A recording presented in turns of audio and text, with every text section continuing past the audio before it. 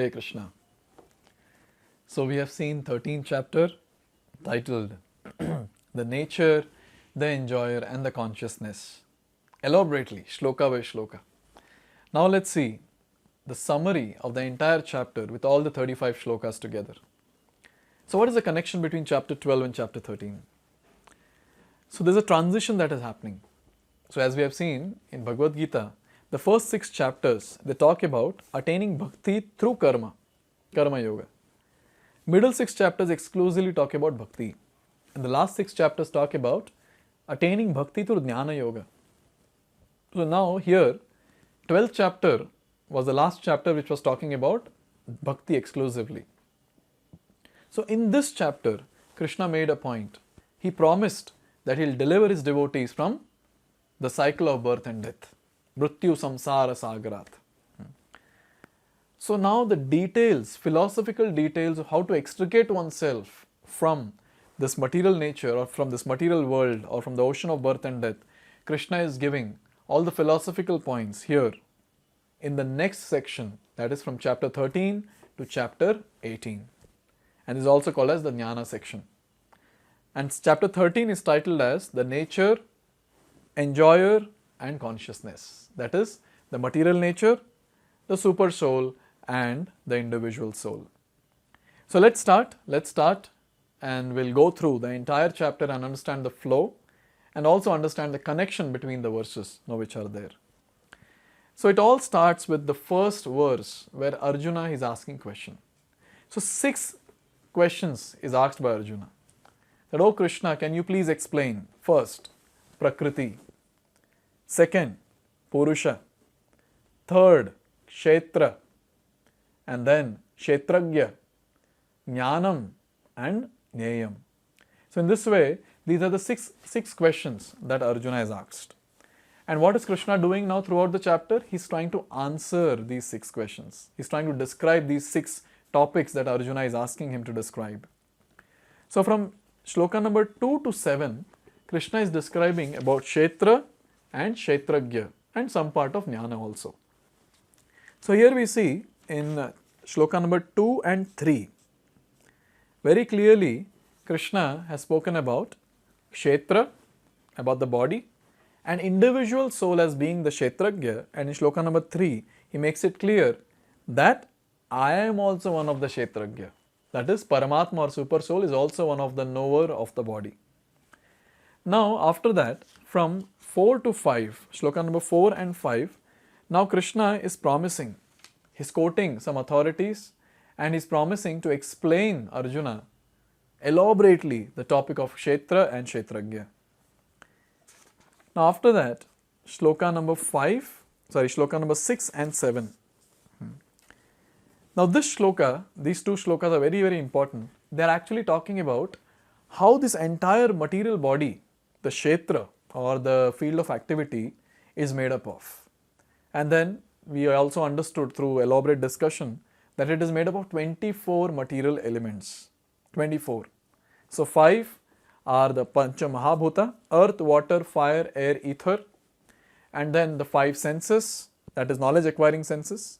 That is eyes, nose, ears, tongue and skin. And then 5 working senses, speech, hands and legs, anus and genitals. And then the 5 sense objects. For eyes, it's the form. For ears, it's the sound. For nose, it's the smell. For the tongue, it's the taste. And for skin, it is the touch. And now the 4 subtle things: mind, intelligence, false ego, and unmanifested 3 modes of material nature. So in total, 24 elements are there in this.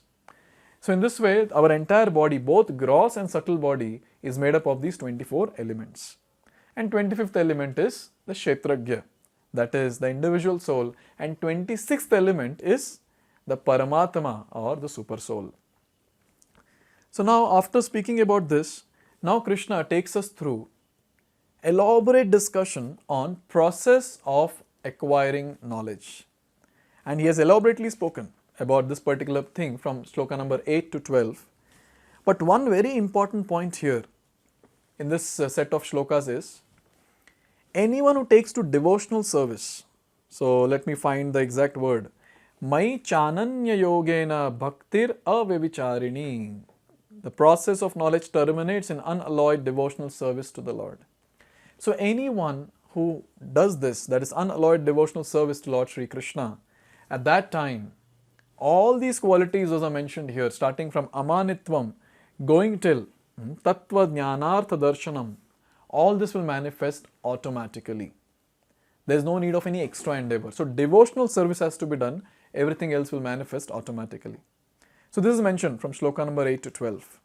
And obviously, just to go through some of the qualities mentioned here, the process of knowledge, amanitvam, that is humility, then pridelessness, non-violence, tolerance, simplicity, and then freedom from entanglement with children, wife, home, and rest of the things, detachment from general mass of people, acceptance of importance of self-realization, and so on.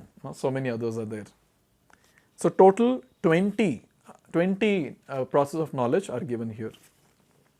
And Krishna makes a very strong point that anything apart from this that is mentioned in the Shloka 8 to 12, it's ignorance. This is what he's saying.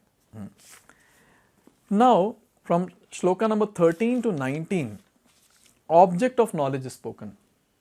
So what did Krishna do in this? First, he started with describing the individual soul, and then elaborately he has discussed about the super soul. Like for example, so in Shloka number 14, he makes it very clear about the super soul, and Shloka number 13, just one Shloka before, he is talking about the individual soul. The individual soul is spirit, beginningless, and it is subordinate to Krishna or Paramatma. And what about the Paramatma? Everywhere are his hands, legs, eyes, heads and faces. He has ears everywhere, he is all pervading. And then in the next Shloka, Shloka 15, he is saying that he is unattached, but still he is the maintainer of all beings. He transcends the modes of nature, but at the same time he is the master of all modes of material nature.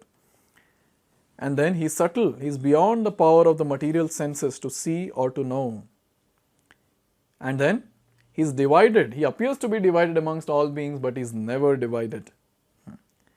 And also he is the maintainer of every living entity. It is to be understood that he devours and develops all. So in this way, till Shloka number 19, different qualities are given, and especially in Shloka number 19, Lord is saying that who can understand all these concepts? Only one category of people. Who are they? They are my devotees, Krishna is saying. My unalloyed devotees, they can understand all this. Kshetra, Kshetragya, and Neya and Jnanam. Now, from 20 to 26, Lord is talking about Prakriti, Purusha and their union. So we have seen this elaborately.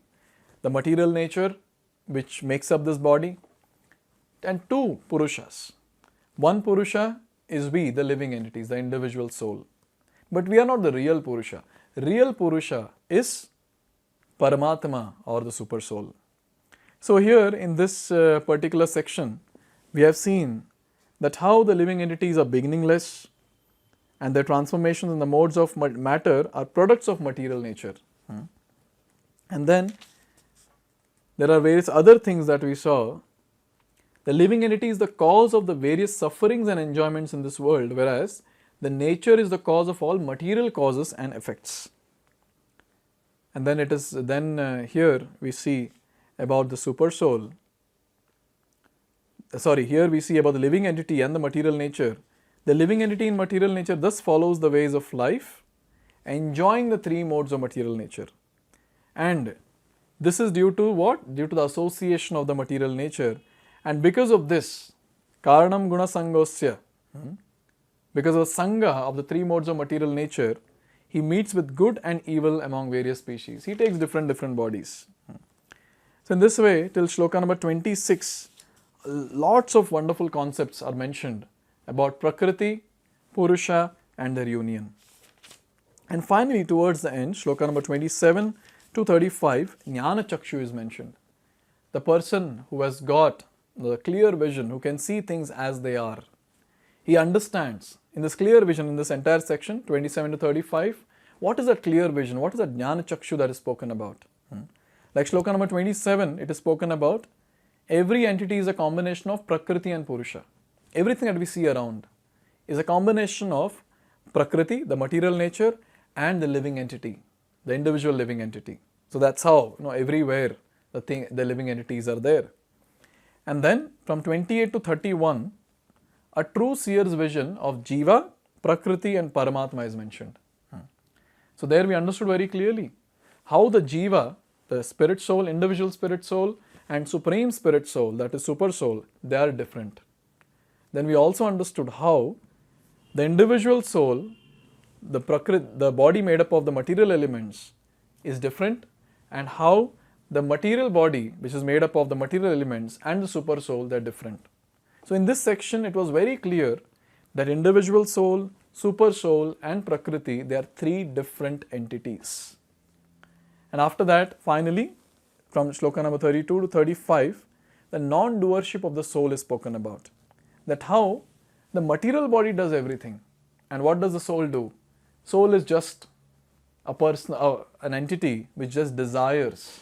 And the body works according to the three modes of material nature.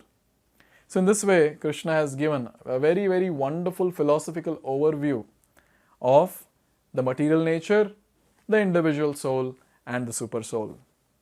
So with this, we end chapter number 13, and from next video onwards, we'll enter chapter number 14. Hare Krishna.